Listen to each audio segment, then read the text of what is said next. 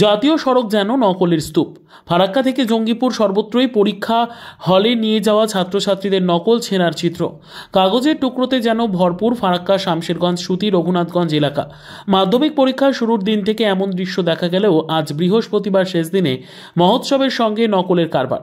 এভাবে রাস্তায় নকল ছড়িয়ে ছিটিয়ে ফেলার বিষয়টি নিয়ে কার্যত উদ্বেগ প্রকাশ করেছেন সাধারণ মানুষ থেকে শুরু করে শিক্ষিত মহল।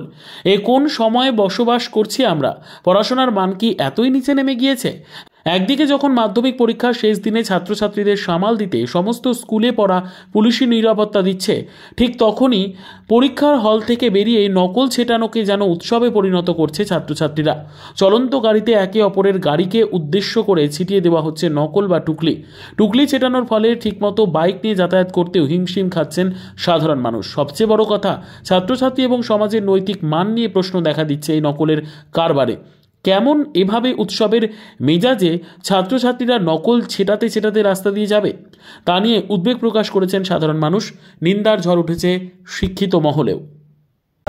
পুরো রাস্তা জুড়ে নকলের বন্যা বয়ে গেছে, কিন্তু এটা ঠিক নয়। ছাত্রছাত্রীরা যেটা করছে, ছুঁড়ে মানুষের গায়ে মারছে, এটা খুবই অন্যায়। কোন জায়গায় এটা? এটা আমি ধুলিয়ান টু সাজির মতো গেলাম, একই রকম রাস্তার দুধারে পুরো সাদা হয়ে গেছে নকলে। কি বলবেন তাদের উদ্দেশ্যে? এটা খুবই খারাপ জিনিস, এটা কখনো করা উচিত নয়। আমরাও তো এককালীন পড়াশোনা করেছি। আপনার নাম? আমার নাম অজয় বিশ্বাস, নিমতিদা। ল্যাপটপ জগতে এক বিশ্বস্ত নাম ল্যাপটপ সলিউশন। আমরা আপনাদের জন্য নিয়ে এসেছি মাত্র 40% দামে brand new condition refurbish laptop, সাথে 1 বছরের ফুল ওয়ারেন্টি। আমাদের এখানে ল্যাপটপ স্টার্টিং প্রাইস 10,000 টাকা থেকে। আমাদের মেন ব্রাঞ্চ কলকাতা এবং শাখা ব্রাঞ্চ ধুলিয়ান, মুর্শিদাবাদ। আমাদের সাথে যোগাযোগ করতে ও আরও বিশদে জানতে আমাদের স্ক্রিনে দেওয়া মোবাইল নাম্বারে যোগাযোগ করুন।